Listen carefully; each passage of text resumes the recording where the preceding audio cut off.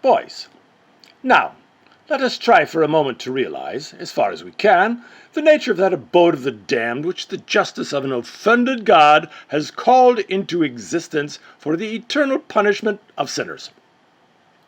Hell is a strait and dark and foul-smelling prison, an abode of demons and lost souls, filled with fire and smoke. The straitness of this prison house is expressly designed by God to punish those who refuse to be bound by his laws. In earthly prisons, the poor captive has at least some liberty of movement, were it only within the four walls of his cell, or in the gloomy yard of his prison. Not so in hell! There, by reason of the great number of the damned, the prisoners are heaped together in their awful prison, the walls of which are said to be 4,000 miles thick.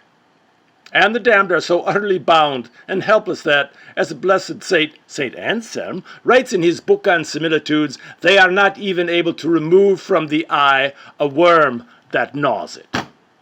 They lie in exterior darkness, for remember, the fire of hell gives forth no light, as, at the command of God, the fire of the Babylonian furnace lost its heat but not its light. So, at the command of God, the fire of hell, while retaining the intensity of its heat, burns eternally in darkness.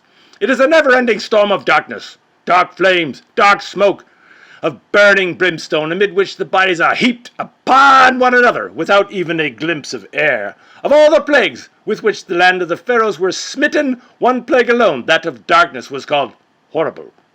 What name, then, shall we give to the darkness of hell, which is to last not for 3 days alone, but for all eternity? The horror of this strait and dark prison is increased by its awful stench. All the filth of the world, all the offal and scum of the world, we are told, shall run here to a vast, reeking sewer, when the terrible conflagration of the last day has purged the world. The brimstone, too, which burns there in such prodigious quantity, fills all hell with its intolerable stench, and the bodies of the damned themselves exhale such a pestilential odor. As St. Bonaventure says, one of them alone would suffice to infect the whole world. The very air of this world, that pure element, becomes foul and unbreathable when it has been long enclosed. Consider, then, what must be the foulness of the air of hell.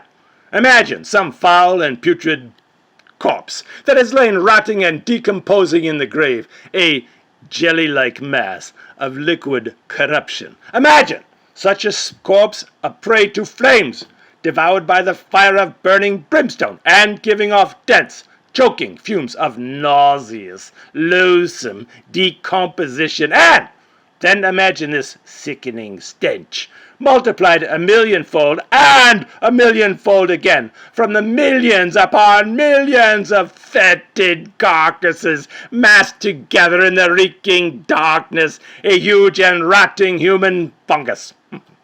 Imagine all this, and you will have some idea of the horror of the stench of hell.